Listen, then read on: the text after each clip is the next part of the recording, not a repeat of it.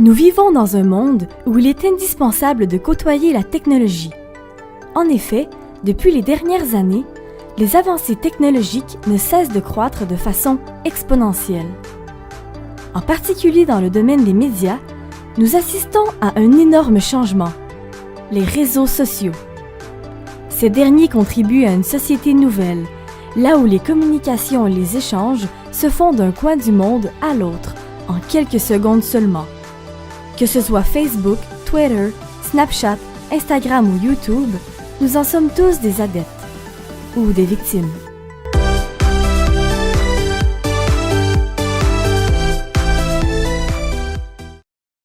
C'est dans l'État de la Californie que YouTube fut fondé le 14 février 2005 par 3 employés de l'entreprise PayPal, Chad Hurley, Steve Chen et Jawed Karim. L'idée de départ était de créer un site de rencontre où l'on pouvait trouver l'amour par la publication de vidéos. Très vite, le plan initial des créateurs a changé. YouTube avait un avenir beaucoup plus prometteur. En octobre 2006, la plateforme est achetée par Google au prix de 1,65 milliard de dollars. Et depuis ce jour, YouTube ne cesse de prendre de l'expansion de manière fulgurante.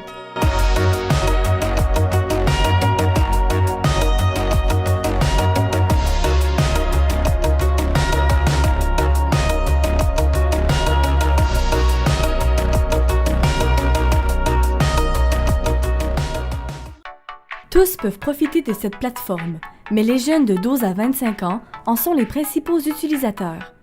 En effet, 57% des jeunes de cette tranche d'âge regardent des vidéos en ligne de façon quotidienne. Moi, j'écoute des vidéos YouTube quand même souvent, mais je dirais à peu près comme 2 heures par soir. Là. Fait que je suis un petit peu addict. Là. Ça peut être environ 2 heures, comme ça peut être 10, ça dépend. Moi, c'est 2 heures. Moi, c'est probablement beaucoup trop. Je dirais qu'au moins à chaque jour après l'école, je visionne des vidéos. Ben moi personnellement c'est un peu ça, mais je sais à peu près le nombre d'heures parce que je peux le voir sur mon compte YouTube. Je pense que je passe à peu près 12 heures par semaine. Je visionne quand même régulièrement des vidéos sur YouTube. Je dirais à peu près une dizaine de vidéos par soir. Je dirais que j'en regarde peut-être une journée sur 2 environ, en petite proportion ou grande. J'ai toujours ma dose de temps sur YouTube par jour. Environ 1 heure par jour, je te dirais. Fait qu'on va dire 7 heures par semaine. Je regarde beaucoup de vidéos sur des techniques de maquillage par rapport à des make-up artists. N'importe quoi qui est dans la barre de recommandés. La plupart du temps, j'aime ça regarder des vlogs, puis c'est des fois des tutos beauté. Je regarde surtout genre des vidéos à Londres, comme des youtubeurs qui habitent à Londres, genre qui font des vidéos, tu sais, genre en gars, là. J'écoute beaucoup de vidéos de musique. J'écoute souvent aussi des critiques de films, des critiques de nouveaux albums de musique. Je suis beaucoup abonné à des radios qui présentent des artistes à toutes les semaines, des nouveaux artistes, fait que ça me permet, surtout des artistes en musique, moi aussi je suis un grand fan de musique. Fait que c'est surtout plein d'artistes que je découvre. Puis sinon j'aime beaucoup aussi, j'ai beaucoup de youtubeurs québécois qui font un peu n'importe quoi sur YouTube. Moi j'aime le non-sens, l'absurde. Mais pour quelles raisons les jeunes sont si portés à regarder des vidéos sur YouTube? Je regarde ces vidéos-là parce que c'est le fun de les regarder parce que tu sais, ça te fait rire puis c'est vraiment nice là. Les affaires beauté parce que je veux en apprendre plus même si je me maquille pas, genre ça me sert à rien, tu sais, j'en jette mais ça sert à rien. Moi je regarde juste des vidéos sur YouTube quand je m'emmerde, c'est vraiment pour m'occuper. Parce que ça m'aide à former mon propre opinion, puis je trouve ça plaisant de voir aussi du monde que ils ont peut-être pas la même opinion que moi, puis ça fait des opinions différentes. Ma culture musicale s'améliore, puis moi c'est ça comme mon but, c'est de découvrir de nouveaux artistes parce que c'est ça que j'aime. Ben moi j'ai 3 enfants, ils ont 16 ans, 12 ans et 9 ans, puis les enfants regardent YouTube. Je suis pas fermée à comprendre le phénomène, j'ai juste pas pris le temps de le faire, je dirais. Peut-être que j'ai moins d'intérêt, mais je suis bien ouverte à essayer de comprendre. Je pense que parce que c'est accessible. 2, les jeunes sont nés avec Internet, avec les technologies, accès aux tablettes et tout. Fait que je pense que sont dans ce courant-là, contrairement à ma génération où on pouvait pas utiliser le téléphone en même temps qu'Internet. Puis ça, je te parle de 20 ans. Le projet Jeunes et Visionnement Connecté, c'est un projet qui vise à cerner les pratiques des jeunes de 12 à 25 ans qui regardent des contenus en ligne. Donc on voulait essayer d'aller voir ce qu'ils regardent, dans quel contexte ils les regardent, et puis essayer de voir qu'est-ce que ça change de regarder en ligne par rapport au fait de regarder à la télévision, par exemple. Il y a plusieurs raisons qui expliquent la popularité de YouTube et du visionnement de vidéos sur YouTube. D'une part, c'est le fait que ce soit des contenus courts. Ça, quand on demandait aux jeunes qu'est-ce que vous regardez, ils nous disaient il y a des contenus courts, puis il y a des contenus longs. Puis les contenus courts, l'intérêt c'est qu'ils peuvent les regarder dans toutes sortes de contextes. Donc ça augmente déjà les possibilités de visionnement parce qu'on peut regarder en attendant l'autobus, on peut regarder à l'école, même on peut regarder en cours, il y en a certains qui l'ont avoué. Et donc déjà ça c'est un attrait aussi, ce fait que ce soit des contenus où ils n'ont pas besoin de s'investir nécessairement pendant longtemps. La deuxième chose c'est que avec YouTube ce sont des contenus qui pour une partie sont produits par les utilisateurs eux-mêmes et notamment par des youtubeurs. Et donc c'est la première fois qu'on a des contenus qui sont produits par les jeunes et qui s'adressent aux jeunes. Ce qui fait la popularité de cette plateforme, ce sont en grande partie les youtubeurs. Qui sont ces gens? Et qu'ont-ils de si spécial? Je me dirige présentement vers les bureaux du Journal de Montréal pour aller rencontrer un youtubeur québécois, Gab Jonca.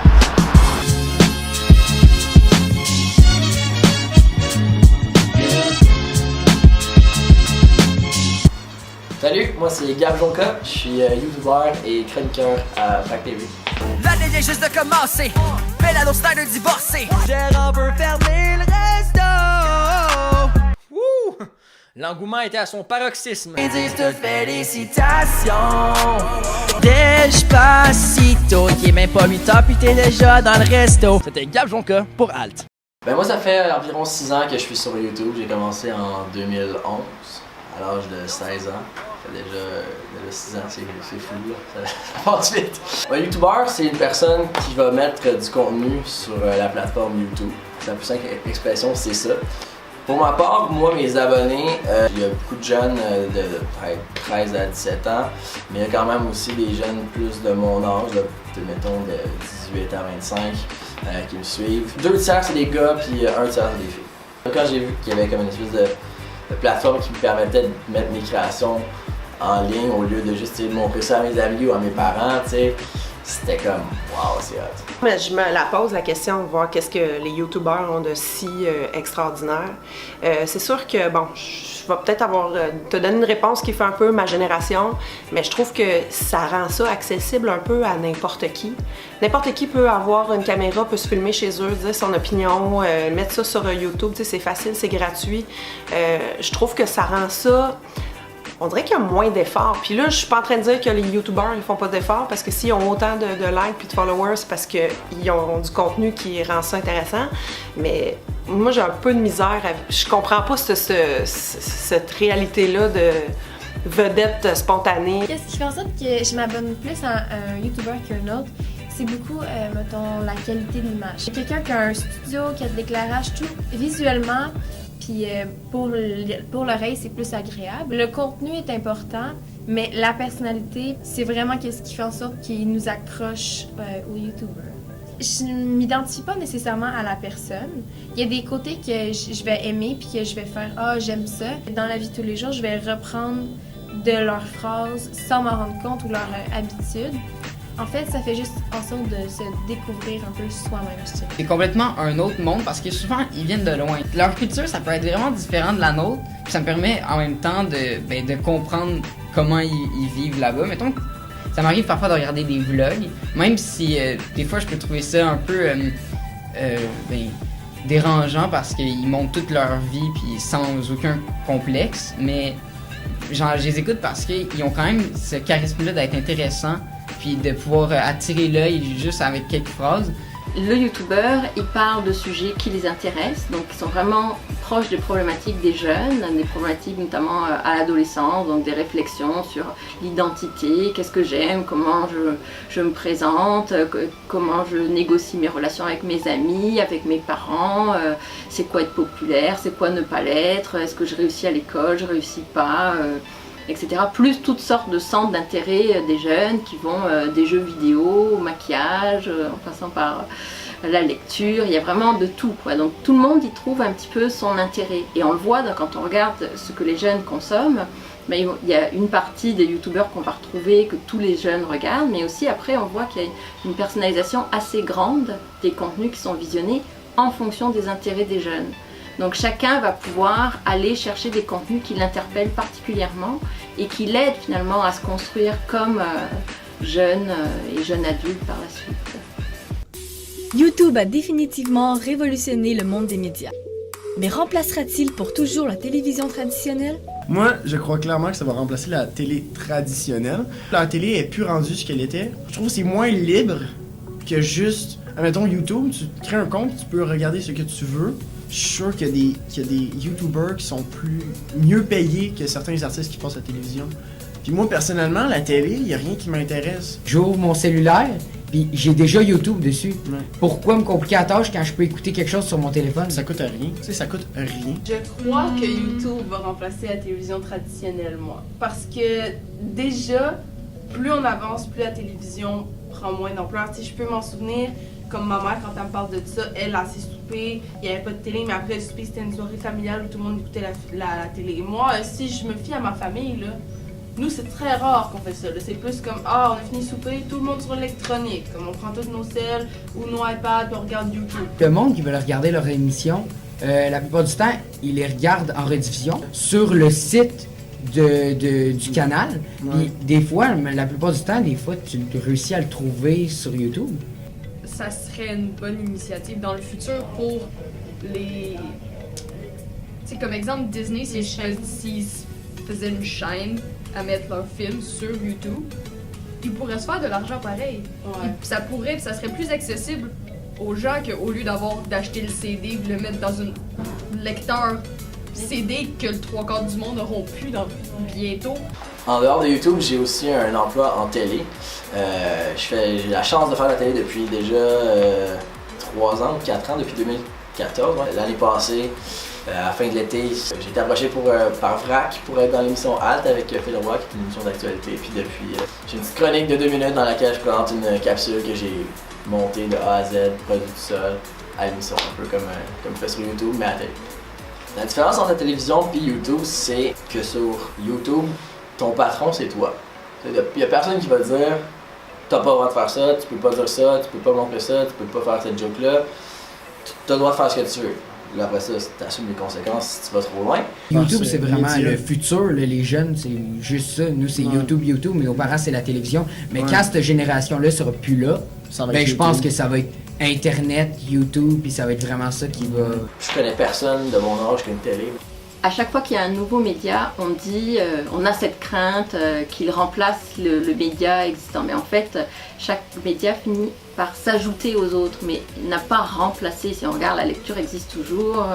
On continue, même on n'a jamais autant lu que la littérature jeunesse se porte extrêmement bien. Donc, c'est pas parce qu'on ajoute des nouveaux médias qu'on va nécessairement se détourner des autres. En plus, si on regarde les contenus que regardent en partie les jeunes et les moins jeunes sur YouTube et sur les plateformes en ligne, sont beaucoup des contenus issus de la télévision. Donc, on voit donc que les chaînes, elles jouent toujours un rôle très important. Peut-être que la diffusion va changer, elle a déjà commencé à changer. La façon d'accéder au contenu va changer, mais l'attrait des contenus, enfin déjà la capacité à produire ces contenus, il reste quand même aussi largement entre les mains des chaînes. Et aussi, il y a l'attrait du direct. Le fait de pouvoir être informé sur un événement, c'est ça qui fait la télévision, pouvoir suivre les informations, l'actualité, et ça aussi, ça reste des choses que produisent les chaînes. Alors ça va sûrement être diffusé autrement, mais la télévision, en tant que lien entre regard que l'on pose sur mon environnement et la capacité d'en discuter en direct, ça va probablement rester.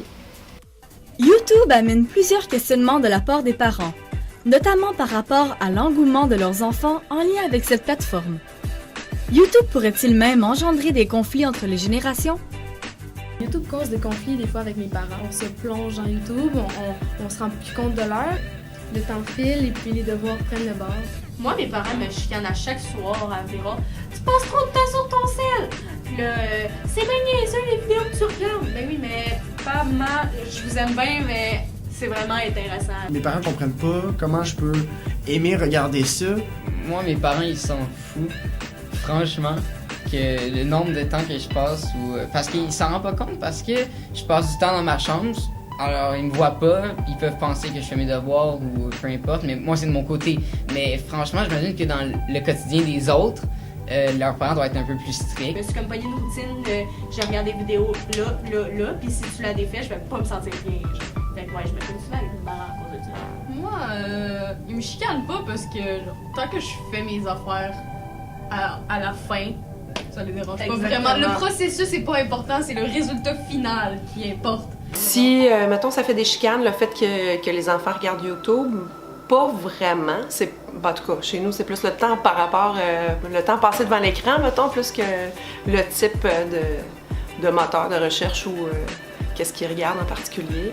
Il y a beaucoup de craintes que YouTube, notamment de la part des parents, vont se dire je comprends pas que mon enfant passe des heures à regarder des vidéos d'une fille en train de parler de son maquillage ou en train de déballer ses achats ou d'un jeune qui est en train de faire des jeux pendant des heures, je comprends pas, je vois pas ce qu'il y trouve. Donc il y a vraiment une incompréhension. Mais en fait, le problème essentiel vient du fait que les parents s'intéressent pas beaucoup à ce que regardent les jeunes. La télévision a été dans le salon, donc le parent, même s'il regardait ça de manière oblique, passait de temps en temps, il avait une idée sur ce que le jeune regardait. Là, comme c'est de plus en plus sur des périphériques mobiles, ça peut être, le parent il y a souvent moins accès, donc déjà il voit moins ce que le jeune regarde, donc c'est plus mystérieux et du coup ça soulève des questions.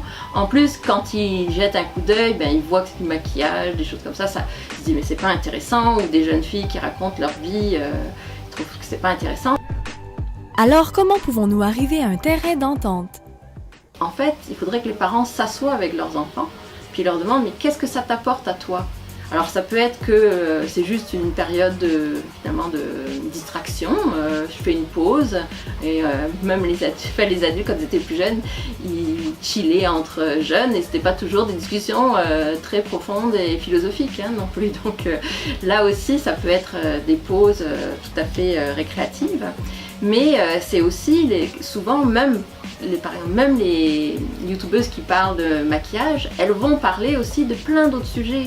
Souvent elles vont aborder des questions de la vie quotidienne et c'est ça en fait qui interpelle le plus les jeunes et qui vient les chercher. C'est quand le youtubeur va parler de son histoire, de son expérience et souvent dire telle chose justement j'y arrive plus ou moins ou telle chose ça j'y arrive bien. Donc plein d'aspects auxquels le jeune peut s'identifier. Donc si les parents arrivaient à comprendre et discuter avec le jeune de qu'est-ce qu'ils ont appris en regardant quelqu'un jouer pendant des heures, il m'a parlé de ça, il a parlé de ses façons de gérer tel ou tel personnage, etc. Peut-être qu'ils pourraient y trouver des intérêts, puis surtout ils pourraient en parler avec, même si ça les intéresse pas énormément, ils pourraient comprendre ce que ça apporte aux jeunes et en discuter. Et le jeune pourrait donc continuer à en parler et les jeunes, quand on leur pose des questions, nous quand on faisait des enquêtes, on les arrêtait plus, ils nous parlaient de tout ce qu'ils regardaient, ce qu'ils aimaient, etc. Donc ils sont en attente d'avoir des adultes qui s'intéressent à ce qu'ils font. Moi je suis pas fermée à YouTube, au contraire. C'est sûr que, tu sais, au niveau des âges, ils ont des intérêts différents. Je sais par exemple que la plus jeune va écouter des tutoriels de bricolage, de décoration de gâteaux, de comment se faire des mèches maison avec des pastels, mettons. J'en ai regardé avec elle. Celui du milieu qui a 12 ans va aimer beaucoup regarder des fails puis des compilations de musique, des vines. La plus vieille, ses chants ont changé, je dirais. Avant, il y avait beaucoup de tutoriels, de maquillage puis de trucs esthétiques aussi. Mais aussi des trucs à caractère social. Et de la musique. La musique, c'est quelque chose qui nous rassemble, toute la famille. Fait que c'est une bonne façon d'aller chercher des goûts musicaux puis de s'ouvrir au genre, autant au genre des parents qu'au genre des enfants. Il y a plusieurs questions par rapport au temps passé en ligne et au type de contenu regardé. Alors, le rôle des adultes là-dedans, c'est pas de dire ou d'interdire ou quoi que ce soit, mais peut-être plus d'outiller le jeune à savoir quels sont des contenus qui sont appropriés pour lui ou qui ne le sont pas, à les reconnaître. Et surtout, quand il est confronté à des contenus qui le perturbent, de l'inciter à pouvoir en discuter avec les parents. On retrouve de tout sur YouTube. Parfois même des vidéos très choquantes peuvent s'y trouver. Sur YouTube, il y a plusieurs vidéos qui m'ont choqué. Le 11 septembre, ça a été comme un événement vraiment marquant. Puis il y a plusieurs vidéos du monde qui filment ça en direct, puis qui filment les explosions. Puis ça a l'air d'un mauvais côté, mais en même temps, je trouve que c'est un bon côté parce que le monde peut réaliser que ça a vraiment été un événement marquant.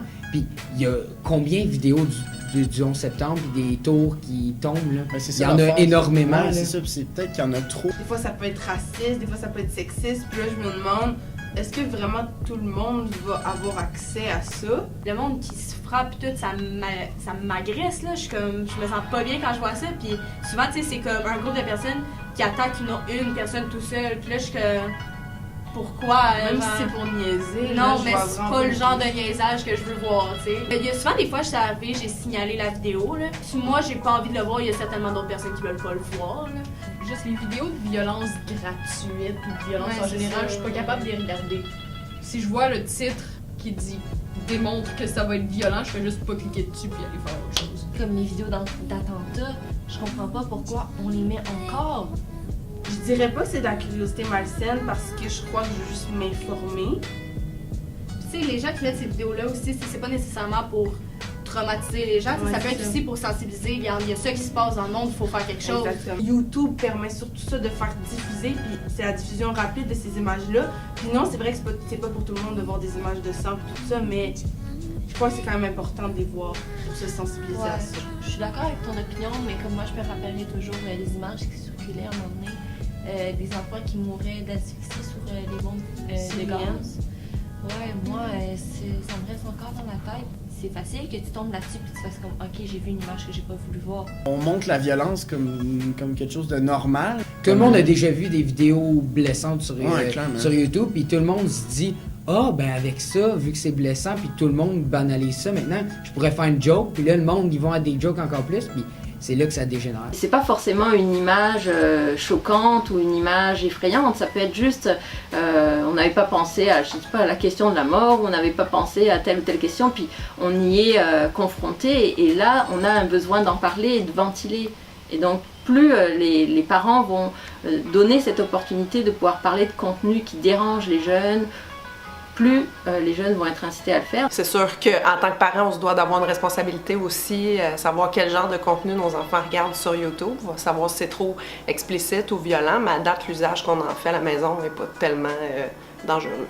Oui, c'est sûr que je porte attention. Puis ça m'arrive de faire des spot checks d'historique, mais tu sais, des fois, les enfants ont des codes sur des tablettes aussi. Mais oui, on essaie de jeter un coup d'œil à ce qu'ils écoutent. C'est normal d'avoir la curiosité, mais je pense qu'il faut faire attention à ce qu'on utilise pour satisfaire notre curiosité. Plus les parents vont être là et ouverts et les outiller, et les parents, et pas que les parents, le système d'éducation aussi, plus on va pouvoir avoir des pratiques qui sont moins problématiques. Une étude réalisée en 2014 par la firme Ipsos auprès de 1944 jeunes âgés de 18 à 32 ans révélait que 73% des jeunes conservaient leur téléphone mobile avec eux en tout temps. La plupart d'entre eux vont d'ailleurs utiliser la plateforme pour réaliser des travaux scolaires. La question se pose, est-ce que YouTube est réellement une source fiable? Si moi je décidais demain de me partir une chaîne YouTube, je pourrais dire ce que je veux, même si c'est pas fiable nécessairement, puis les gens pourraient quand même la regarder, puis se fier là-dessus pour se baser une opinion. Là. Je pense que ça dépend aussi des chaînes qui publient les vidéos, parce qu'il y a des chaînes qui sont legit, c'est comme des gens qui ont fait de la recherche, qui sont vérifiés souvent.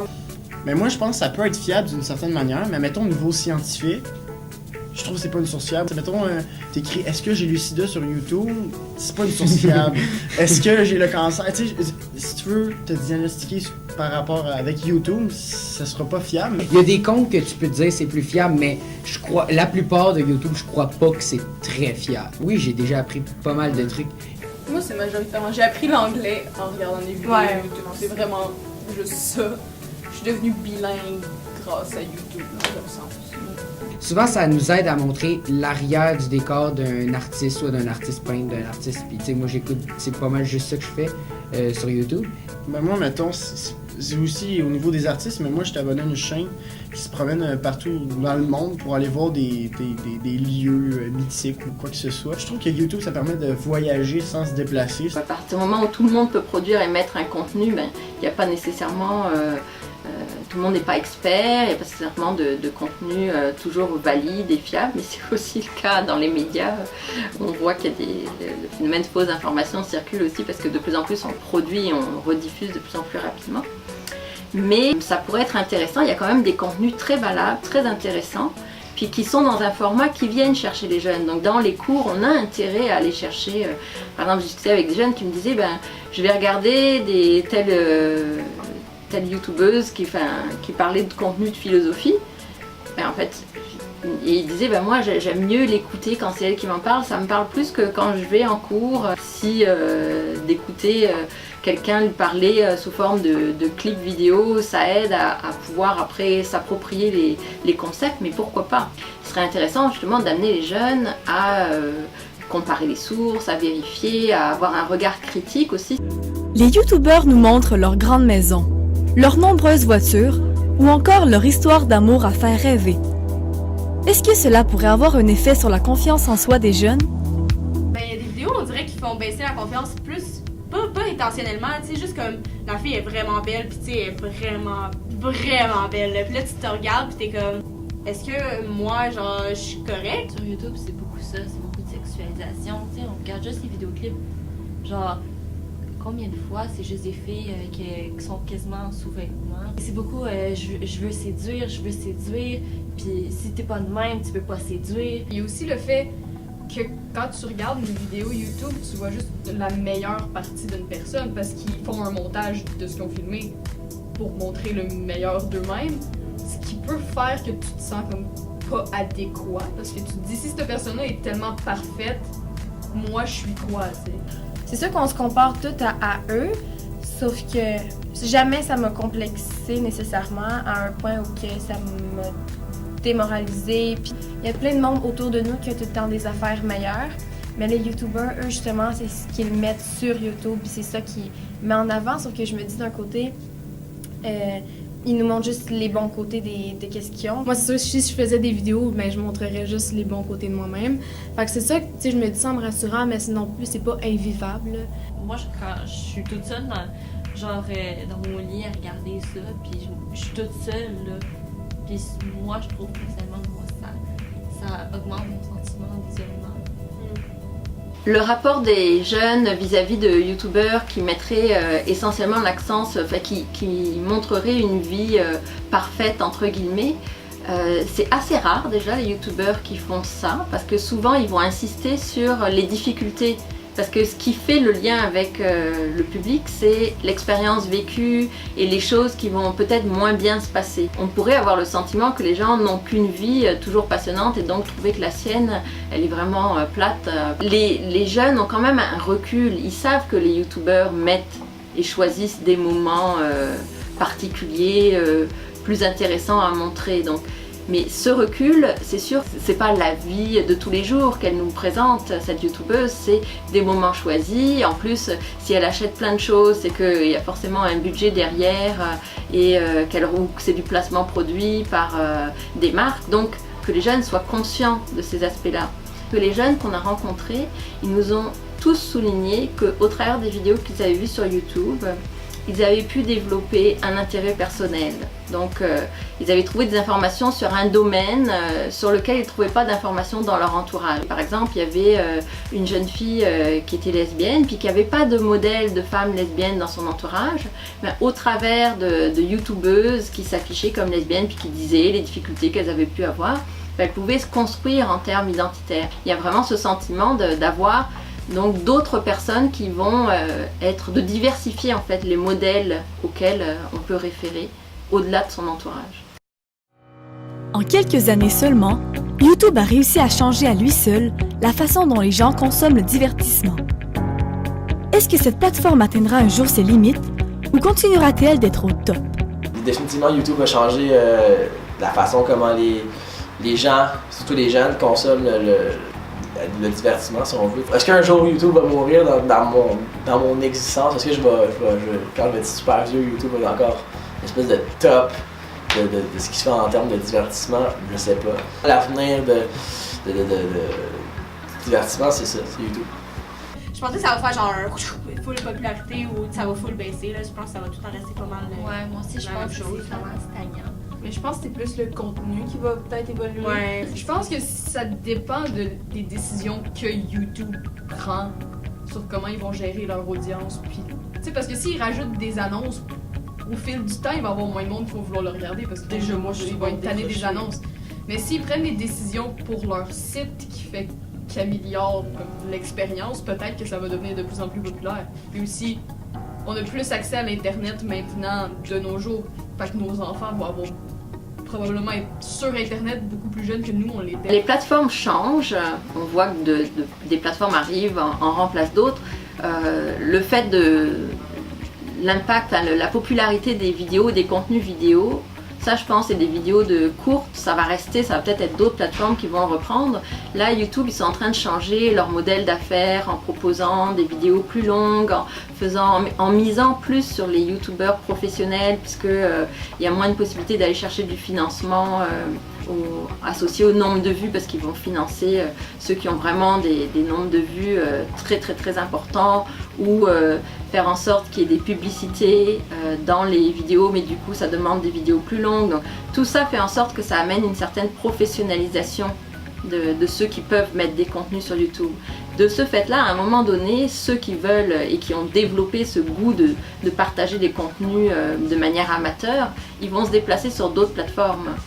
YouTube est populaire pour le moment, mais à un moment donné, ce qui faisait l'attrait de YouTube, justement, le fait de pouvoir mettre des contenus qui sont proches des individus, parce que c'est les individus eux-mêmes qui les mettent. Si on met trop de restrictions, les individus iront ailleurs. En conclusion, YouTube connaît un aussi grand succès grâce au fait qu'on y retrouve des vidéos courtes et accessibles à tous, en plus d'offrir une multitude de choix qui assurent que tous peuvent trouver ce qui les intéresse. La plateforme offre également une liberté qu'on ne trouve pas à la télévision traditionnelle, ce qui permet aux YouTubeurs d'exprimer leur personnalité colorée et distincte. Les jeunes se sentent alors moins différents, compris par quelqu'un qui leur ressemble. Lorsque ces derniers sont capables d'évaluer la fiabilité d'une vidéo, YouTube peut être utilisé comme une base de données importante et enrichissante. Les parents des jeunes vivant dans cette nouvelle réalité se doivent de tenter de s'intéresser et de comprendre le phénomène, car ce nouveau monde des médias ne va cesser de croître. Est-ce le début d'une nouvelle ère